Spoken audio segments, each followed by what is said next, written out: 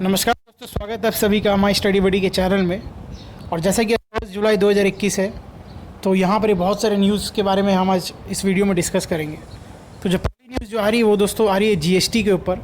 जैसा कि आपको पता है दोस्तों कि जीएसटी जो है वो हमारे प्रधानमंत्री नरेंद्र मोदी ने लॉन्च किया था, और उसका जो फुल फॉर्म है वो गुड्स एंड सर्विसेज टैक्स है। तो आज उसकी जो है आज हम जो है जीएसटी टैक्स डे मनाते हैं। तो the goods and services tax system countries biggest tax reform जिसे मतलब कि माना जाता है, उसने आज जो है 4 साल अपनी कंप्लीट कर ली है। और ड्यूरिंग दिस ईयर सेवरल की policies initiatives were taken by the government to make the GST system and compliance mechanism simple, transparent and technology driven.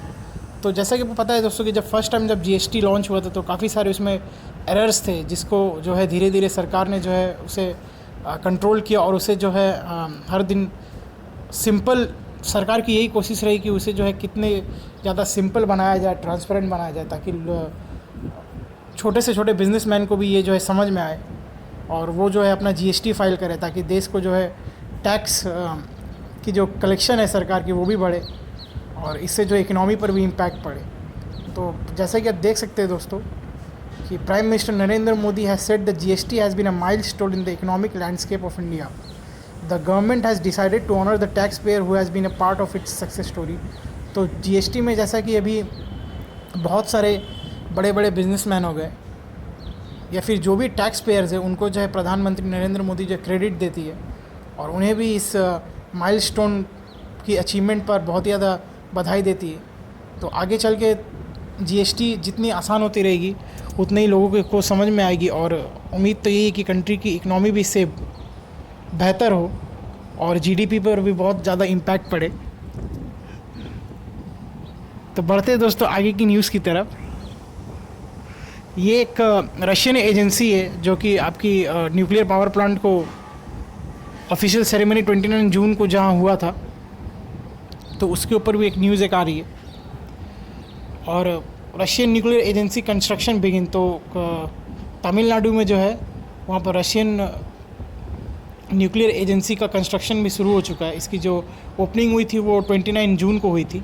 ठीक है, आगे अगर बढ़ा जाए तो आज की दिन जो है या फिर कल की जो दिन थी 30 जून, उसे हम इंटरनेशनल एस्ट्रॉयड डे के दिन से भी मनाते हैं।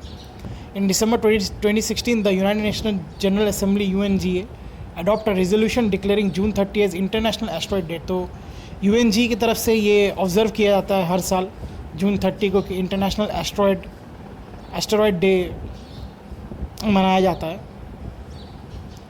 तो आज जो है international asteroid day 2021 marks the 113th anniversary of the largest recorded asteroid impact that took place near the Tunguska river in Russian Siberia. तो वहाँ पर जो है एस्ट्रॉयड की इम्पैक्ट को लेकर के आज के दिन जो ऑब्ज़र्व किया जाता है। आगे अगर बढ़ा जाए तो ये एक बहुत ही अच्छी न्यूज़ आ रही है दोस्तों कि इंडिया जो है वो ranks among top 10 in the global cyber security index. तो अगर मैं साइबर सिक्योरिटी की बात करूँ तो साइबर सिक्योरिटी बेसिकली आपका जो है अमाउंट जो कि मतलब कि एक प्रोटेक्शन आपको देता है कंप्यूटर सिस्टम को, चाहे वो डाटा से रिलेटेड हो, चाहे वो इलेक्ट्रॉनिक डाटा हो, चाहे वो कंप्यूटर से रिलेटेड नेटवर्क्स पर सेफ्टी हो। तो इस पर जो है आजकल जो है बहुत ही ज़्यादा आईटी सिक्योरिटी या फिर डाटा लीक्स के मामले आते हैं इंडिया में। तो उसे जो है compete करने के लिए और उसे जो है बेहतर बनाने के लिए इंडिया जो है बहुत ही ज़्यादा रिफॉर्म्स लेकर के आ रही है। और पिछले कई सालों में इंडिया ने अपने डाटास के ऊपर भी कई ज़्यादा काम किया है, और उसी का क्रेडिट है कि आज जो है इंडिया जो है हमारे टॉप 10 में आ चुकी है साइबर सिक्योरिटी के नाम पर। और अगर नंबर 1 की बात की जाए तो यूएस जो है वो टॉप किए इन चार्ट को, फॉलोइंग उसके बाद फिर यूके, फिर जगह सऊदी अरेबिया है 2nd पोजीशन में, और इस्टोनिया जो है वो 3rd रैंक पर है। अच्छा, अगर आगे अगर बात की जाए न्यूज़ की, तो ये न्यूज़ आ रही है बिज़नेस स्टैंडर्ड की, जो कि आपकी बताने जा रही है कि भारतीय ग्रुप जो है वो अब $500 मिलियन जो है वो इन्वेस्ट करेंगी OneWeb लार्जेस्ट शेयर होल्डर्स में। तो भारतीय ग्रुप जो है अब बहुत ही बड़ी शेयर होल्डर बन चुकी है OneWeb की। अगर OneWeb की बात की जाए तो OneWeb जो है वो एक तरह का इंटरनेट फैसिलिटी सिस्टम है, सैटेलाइट इंटरनेट फैसिलिटी सिस्टम है, जो कि हर एक इंडिविजुअल तक इंटरनेट पहुंचाएगी। और इसी पर जो है गवर्नमेंट जो है बहुत ज़्यादा काम भी कर रही है, बहुत ज़्यादा पॉलिसीज़ भी लेकर के आ रही है। तो वन वेब की अगर मैं बात करूँ तो legally network access association limited is a global communication company building a capability to deliver broadband satellite internet services world wide. तो ये वर्ल्ड वाइड जो है आपकी इंटरनेट प्रोवाइड करेंगी। और इसके ऊपर भी इंडिया में बहुत ज़्यादा काम हो रही है, जैसे कि बहुत सारे शहरों में तो वाईफाई के कनेक्शंस आ चुके हैं सब जगह, सभी के पास इंटरनेट की फैसिलिटीज़ है। बट इसे जो है और भी बड़े स्केल में करना बहुत ज़्यादा ज़रूरी है इंडिया में, ताकि और भी ज़्यादा इसमें काम हो और बस खाली शहर तक नहीं बल्कि इंडिया के हर एक कोने तक जो है इंटरनेट पहुँचे। तो ये भी एक बहुत बड़ी अचीवमेंट है कि भारतीय जो है वो इन्वेस्ट कर रही है और इसका जो स्केल जो है वो भी बढ़ेगा भारतीय ग्रुप की इन्वेस्टमेंट के बाद। तो अगर वन वेब की मैं बात करूँ तो इसकी ये प्राइवेट टाइप है और इसकी जो इंडस्ट्री है वो सैटेलाइट इंटरनेट एक्सेस है। और ये इन्हें फाउंड किया गया था 2012 में। और इसके जो फाउंडर है वो ग्रेग वेलर है। हेडक्वार्टर इसकी लंदन, इंग्लैंड और यूके तीनों में है और ये ग्लोबली सर्व्ड होती है, ठीक है। और अगर मैं ओनर की बात करूँ तो ये देखिए दोस्तों, भारतीय एंटरप्राइज जो 38.6%, यूके गवर्नमेंट 19.3%। तो ये सारी इसकी ओनर है। आगे अगर हम बात करें न्यूज़ की तो new spider species named after Tukaram Omble. तो साइंटिस्ट ने डिस्कवर किया है 2 न्यू स्पीसीज ऑफ स्पाइडर इन महाराष्ट्र में। और उसके जो नाम जो है वो Tukaram Omble the Mumbai police assistant sub inspector who was killed during 26/11 terror attacks in the city. तो आपको तो पता ही होगा दोस्तों कि 26/11 के दिन जो है हमारे देश में बहुत ही बड़ा एक टेरर अटैक हुआ था। तो उसमें जो हमारे जो सब इंस्पेक्टर जिन्होंने अपनी जान की बाजी खेल दी बट पकड़ लिया, उनके तो हैट्स ऑफ मैं करता हूँ मुंबई पुलिस की, महाराष्ट्र पुलिस की। तो उन्हीं के नाम पर जो है इसे स्पाइडर को दिया गया तुकाराम ओम्बले, जो कि आप अगर मूवीज़ में भी देखे होंगे तो उनकी जो है जान चली जाती है। तो they have named the new species इकस Tukarami which first appeared in a research paper. He was killed while he tried to capture terrorist Ajmal Kasab. तो जैसे कि आप देखते हैं कि उन्होंने जो है आखिरकार पकड़ ही लिया था और उन्हें जो एक गोली लग जाती है और वो मर जाते हैं। काफ़ी बड़ा कंट्रीब्यूशन है, बड़ा मतलब कि मैं क्या बोलूँ कि ये बहुत ही बड़ा कंट्रीब्यूशन है पुलिस की। और लाखों की जान जो है इनकी वजह से जो है बच गई उस दिन।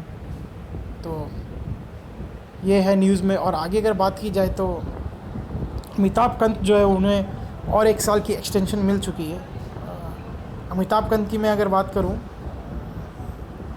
तो the central government has extended for another 1 year the tenure of Amitabh Kant the CEO of national institute of transforming India. तो नीति आयोग के ये CEO है। तो अभी इनके 2021 में इनका जो कॉन्ट्रैक्ट है वो एक्सटेंड कर दिया गया है जून 2022 तक का। और ये जो है इनकी 3rd एक्सटेंशन है, जो कि 2016 में इन्होंने चार्ज लिया था। और ये जो है 2 साल के लिए आने वाले थे बट 2 साल के बाद भी इनकी जो एक्सटेंशंस होती गई और ये इनकी तीसरी एक्सटेंशन है। आगे अगर न्यूज़ की अगर बात की जाए दोस्तों तो USA ने जो है वो 41 मिलियन एडिशनल कोविड-19 असिस्टेंस किया है इंडिया को। तो USA की तरफ से ही बहुत ज़्यादा मदद आती है दोस्तों इंडिया को। और मैं अगर बात करूँ मोदी की विज़िट्स की तो यही फ़ायदे हैं दोस्तों जो कि हमें देखने को मिलता है कि हमारी जो इंटरनल या इंटरनेशनल रिलेशंस है विथ अदर कंट्रीज़ वो बहुत ही बेहतरीन है। और उसी के मद्देनज़र रखते हुए जो USA ने जो है वो 41 million additional covid assistance to India provide करेंगे। तो जैसा कि आपको पता है दोस्तों कि कोविड की सबसे ज़्यादा इम्पैक्ट अभी इंडिया में ही है और अभी भी इंडिया से ख़त्म नहीं हुई है covid. The US agency for international development announce an additional $41 million in support to help India respond to the कोविड-19 पैंडमिक। तो बहुत बड़ी न्यूज़ है दोस्तों USA की तरफ से। और मैं थैंक्स करना चाहूँगा USA के प्रेसिडेंट को कि आप जो है इतना हम पर ट्रस्ट करते हैं और हमें जो है मदद कर रहे हैं। और हम भी जो है कोशिश यही करेंगे कि आपको बहुत से ज़्यादा मदद की जाए। और ये जो है आपके जो है रिमोट एरियाज़ की हेल्थ केयर, चाहे वो टेस्टिंग्स हो, चाहे वो मेंटल हेल्थ सर्विसेज हो, चाहे वो मेडिकल सर्विसेज हो, सब में ये हेल्प करेंगे हमको, जो कि बहुत बड़ी बात है दोस्तों एक कंट्री के प्रोस्पेक्ट में। और जैसे कि आप देख सकते हैं दोस्तों, the US has announced N additional $41 million assistance to help India respond to the COVID-19 pandemic and strengthen the country's preparedness for future health emergencies। तो ये जो है फ्यूचर हेल्थ एमरजेंसीज को भी मद्देनज़र रखते हुए जो है इन्होंने ये हेल्प को किया है इंडिया को। जैसे कि भी थर्ड वेव भी बहुत ज़्यादा न्यूज़ में है, तो उसी को देखते हुए भी आगे अगर की जाए तो Atul Kashyap internal envoy to India. तो द यूएसए जो है वो has appointed an Indian American career diplomat Atul Kashyap as the countries chargé d'affaires in Delhi. तो दिल्ली में इनको अपॉइंटमेंट कर दी गई है और ये भी एक बहुत बड़ी बात है दोस्तों। आगे अगर की जाए न्यूज़ में तो ये एक ओलंपिक से रिलेटेड न्यूज़ आ रही है कि Aditi first golfer to qualify for Olympics. तो इंडिया के लिए बहुत ही बेहतरीन बात है दोस्तों कि एक Aditi Ashok has become the first female Indian to qualify for Tokyo Olympics golfer as a golfer. तो she has qualified for the 45th place and will now play in her second Olympics. तो ये इनका दूसरा ओलंपिक्स है और अब जो है वो देखते हैं कि इंडिया जो है गोल्फ में भी कमाल करेगी। उम्मीद तो यही कि इंडिया मैक्सिमम से मैक्सिमम मेडल्स जीते। ठीक है, आगे अगर बात की जाए न्यूज़ की तो ये एक बिज़नेस न्यूज़ आ रही है दोस्तों कि ADNOC and Reliance sign strategic partnership. तो the Abu Dhabi national oil company has entered into strategic partnership with Reliance Industries Limited (RIL) to join a new world-scale solar alkali ethylene dichloride and polyvinyl chloride production facility। तो ये सारी की सारी इन्होंने जो है वो इस पर काम करेगी और 940 टन्स ऑफ सोलर अल्कली की मतलब की कैपेसिटी की प्रोड्यूस करने की इसमें उम्मीद है। चलिए दोस्तों आगे अगर बढ़ा जाए न्यूज़ की तरफ तो ये एक एजुकेशन से रिलेटेड बहुत बड़ी न्यूज़ आ रही है कि फाइनेंशियल लिटरेसी को एज अ सब्जेक्ट अब क्लास 6 के स्टूडेंट्स को इंक्लूड कर दिया गया, जो कि बहुत बड़ी बात है दोस्तों। हमें जो है ऐसा देखा जाता है कि हम जो है फैक्ट बेस्ड एजुकेशन पढ़ते हैं और जब हम 12 पास होते हैं तो हमें फाइनेंशियली कोई बहुत सारी चीज़ें हैं जो कि हमें नहीं पता होती। अगर कॉमर्स के बैकग्राउंड से नहीं है, अगर वो साइंस के बैकग्राउंड से है, तो वैसा कोई सब्जेक्ट डिज़ाइन ही नहीं हुआ है जिससे जो है स्टूडेंट्स को फाइनेंशियली मतलब कि मनी से रिलेटेड कि कैसे मनी काम करती है और इंडिया के फाइनेंशियल पोजीशंस क्या है, इंडिया की इकनॉमी कैसी है। तो ये सब चीज़ों को उसको समझाने के लिए हमें जो शुरू से कुछ छोटे छोटे बुक्स या कुछ छोटे छोटे चैप्टर्स में हमें जो समझाने की अब जो है ज़रूरत है। तो ये जो है CBSE ने इसे प्रिपेयर किया है और NPCI ने, जो कि आपकी national payment corporation of India है। तो ये भी बहुत अच्छी बात है। यूनियन एजुकेशन मिनिस्टर जो है Ramesh Pokhriyal Nishank on Tuesday launch the financial literacy workbook for class 6 students. The book has been prepared by the central CBSE के द्वारा और NPCI के द्वारा। तो ये भी एक बहुत अच्छी बात है और ये जो है आपकी मदद करेगी to gain basic financial concepts insight about digital payments. जो है आजकल बहुत ज़्यादा आगे है और जब से मोदी जी ने आए हैं हमारे देश में तो तब से डिजिटल पेमेंट्स की काफ़ी ज़्यादा यूज़ हो रही है। तो उसके बारे में भी नॉलेज स्टूडेंट्स तक जाना बहुत ज़्यादा ज़रूरी है। उससे रिलेटेड हर एक क्वेरीज़, उससे रिलेटेड हर एक एस्पेक्ट को समझना बहुत ज़्यादा ज़रूरी है। तो ये एक बहुत बड़ी मूव है CBSE के द्वारा और बहुत ही इंपॉर्टेंट मूव है। चलिए दोस्तों आगे अगर की जाए आगे की न्यूज़ की तो शंकर जो है डिकोडिंग शंकर जो है उन्हें बहुत ज़्यादा अवार्ड्स मिला है। जैसे कि पता है दोस्तों कि शंकर महादेवन बहुत ही बेहतरीन इंडिया के सिंगर है और इन्होंने बहुत सारे गाने गाए। अगर आप उसकी ब्रेथलेस गाना अगर आपने नहीं सुना, जो कि एक सांस में उन्होंने गाया था, तो प्लीज़ आप जाकर के उसे सुनिएगा। तो दीप्ति पिल्लाई सिवंस डॉक्यूमेंट्री जिन्होंने बनाया ये डॉक्यूमेंट्री डिकोडिंग शंकर नाम से, उन्हें बहुत सारा प्राइज़ मिला है और अप्रिशिएशन मिला है। The work a biography of a legendary singer composer, जो कि बहुत बड़े सिंगर भी है कंपोज़र भी है, Shankar Mahadevan has won big best biographical film award at the Toronto international women film festival 2021। तो टोरंटो फिल्म फेस्टिवल में इन्हें अवार्ड मिला है। It has also won a special jury award at the Indo French international film festival. तो ये दोनों film festival में इस डॉक्यूमेंट्री की काफ़ी ज़्यादा तारीफ़ की गई है, जो कि बहुत अच्छी बात है। आगे अगर बात की जाए तो आज 1 जुलाई के दिन हमें नेशनल डॉक्टर्स डे सेलिब्रेट करते हैं और India celebrate India national doctor day on July 1 every year to honour the birth and death anniversary of the great physician and the second CM of West Bengal doctor Bipin Chandra Roy. तो जैसा कि आपको पता है दोस्तों कि हमारी वेस्ट बंगाल की जो सेकंड सीएम थे डॉक्टर बिधन चंद्र, वो भी एक बहुत बेहतरीन डॉक्टर थे, बहुत ही बेहतरीन फिजिशियन थे। और the government of India establish doctors day in 1991 में इसे इस्टेब्लिश किया गया था। अगर मैं डॉक्टर की बात करूँ दोस्तों, तो इस पिछले 1.5 से 2 साल में इंसान को जो है एक्चुअल में डॉक्टर्स की वैल्यू समझ में आई है। और डॉक्टर्स जो है वो हमारे कितने, मतलब कि डॉक्टर्स अगर नहीं होते तो शायद इस कोरोना के टाइम में हमें भगवान भी निकालने में उतना सक्षम नहीं रखता जितना कि एक डॉक्टर सक्षम रखता है। और सही बात है बिल्कुल कि डॉक्टर को जो है भगवान का ही रूप कहा जाता है। और इस कोरोना के टाइम में उन्होंने जो सहायता की है वो तो खैर, मतलब कि कोई उनका स्केल ही नहीं है, लेवल ही नहीं है, मतलब कि हमारे कि हम उन्हें क्या मतलब कि बोले हम, उनकी जो कंट्रीब्यूशन है वो तो मतलब कि वर्डलेस है, अगर बोला तो स्पीचलेस है।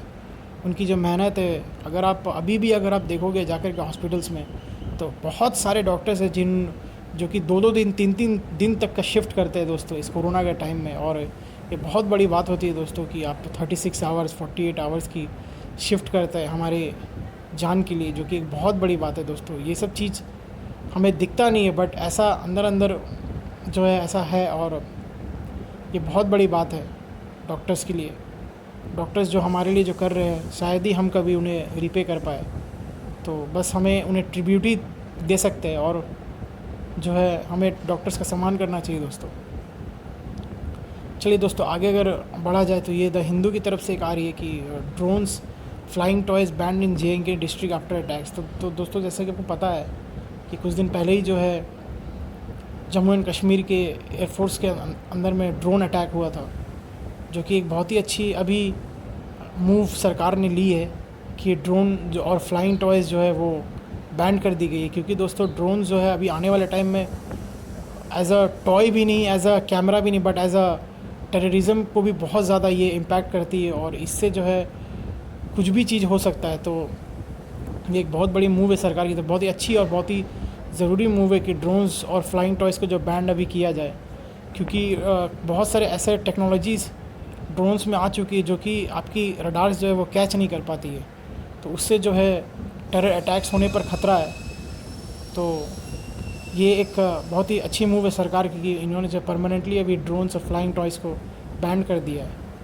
इससे जो इम्पैक्ट पड़ेगा, और देखते कि आने वाले टाइम्स में क्या क्या ड्रोन्स को लेकर के पॉलिसीज़ आती है। क्योंकि ड्रोन्स जो है अगला खतरा बनने जा रहा है, चाहे वो अटैक्स हो, चाहे वो कैमरा सिक्योरिटीज़ हो। तो ये चीज़ भी हमें देखना होगा। अच्छा, अब अगर बात की जाए तो ये कल की न्यूज़ है कि सुप्रीम कोर्ट ने जो है वो गवर्नमेंट को 6 हफ्तों का टाइम दिया to fix rules for compensation to COVID-19 victims की। तो दोस्तों, जैसा कि पता है दोस्तों कि बहुत सारे परिवार, लाखों में परिवार है जिन्होंने अपने मतलब कि लोगों को खोया है कोरोना के टाइम में, जो कि बहुत ही ज़्यादा दुख वाली बात है। तो इसमें जो है SC ने जो है वो सुप्रीम कोर्ट ने जो वो सरकार को बोला है कि आप जो है उनको कुछ कंपनसेशन दे, कुछ एक अमाउंट दे, चाहे वो सेंटर आके डिसाइड करे, चाहे वो सेंटर जो स्टेट्स के ऊपर छोड़े, ताकि स्टेट्स जो अपने नॉर्म्स के थ्रू उन्हें मदद करे। बट मदद तो करनी चाहिए दोस्तों, क्योंकि कोरोना का जो मौत जो हुआ है वो तो मतलब कि बहुत ही दर्दनाक हुआ है, और बहुत सारे ऐसे लोग हैं जिन्होंने तड़प कर अपनी जान दी है। तो उन्हें तो मिलना ही चाहिए दोस्तों कुछ ना कुछ कंपनसेशन और सरकार की तरफ से मदद। क्योंकि अगर सरकार ही अगर नहीं करेगी तो कौन तब फिर करेगा उन लोगों को मदद। तो ये भी एक न्यूज़ में है। अच्छा, आगे अगर बात की जाए तो अभी तक इंटरनेशनल फ़्लाइट्स में बैन लगा हुआ है, और उसे एक्सटेंड भी कर दिया गया है जुलाई 31 तक। क्योंकि जैसा कि अभी कुछ साइंटिस्ट और कुछ डॉक्टर्स जो है वो बोल रहे हैं कि डेल्टा वायरस जो है वो काफ़ी ज़्यादा थर्ड वेव में इम्पैक्ट करेगा, और डेल्टा वायरस के बहुत सारे केसेस भी देखने को मिले इंडिया में। तो उसी में जो है गवर्नमेंट जो वो रिस्क नहीं लेना चाहती है, और उन्होंने जो वो है वो कहा है कि अब अभी इंटरनेशनल फ़्लाइट्स पर रोक ही लगा दे तो वही बेटर है। तो ये बहुत ही अच्छी एक मूव है गवर्नमेंट की तरफ से कि अभी जो है जितने भी इंटरनेशनल टूरिस्ट या फिर ट्रैवलर्स आएंगे, तो ऐसा देखा गया है और ऐसा पाया भी ये कि सेकेंड वेव में इंटरनेशनल टूरिस्ट के आना जाना में बहुत ज़्यादा मतलब कि एक फैक्टर थी सेकेंड वेव की आने की इंडिया में। तो अभी तो इंटरनेशनल फ़्लाइट्स को बंद करना ही ज़रूरी है। एज अ कंट्री के लिए भी और ऑल ओवर द वर्ल्ड के लिए भी। अच्छा, और अगर मैं बात करूँ तो ये एक अच्छी न्यूज़ आ रही है कोवैक्सीन को रिलेटेड कि उन्होंने जो है वो न्यूट्रलाइज़ करते डेल्टा वायरस वेरिएंट को। तो Indian Covaxin developed by Bharat biotech in collaboration with the Indian council of medical research effectively neutralises both alpha and delta variants of corona virus. तो ये एक बहुत अच्छी बात है कि भारत की जो वैक्सीन्स है वो डेल्टा वायरस और बहुत सारे अल्फ़ा हो चाहे डेल्टा हो, बहुत सारे वेरिएंट्स ऑफ वायरस को जो है न्यूट्रलाइज़ करने में सक्षम रख रही है, जो कि एक बहुत अच्छी बात है। और उम्मीद है कि सभी को जल्द से जल्द वैक्सीन जो है वो पड़ जाए और कोरोना जो है जल्द से जल्द समाप्त हो जाए पूरे दुनिया से और भारत से भी। तो दोस्तों, अगर आपको इस वीडियो से कुछ इन्फॉर्मेशन मिली हो तो प्लीज़ इस चैनल को सब्सक्राइब करिए ताकि मैं आपको डेली की डेली इंपॉर्टेंट न्यूज़ देता रहूं, जो कि आपके आने वाले एग्ज़ाम्स हो चाहे जो भी लोग जो अपडेटेड रहना चाहते हो न्यूज़ से, उनके लिए भी। तो थैंक यू दोस्तों।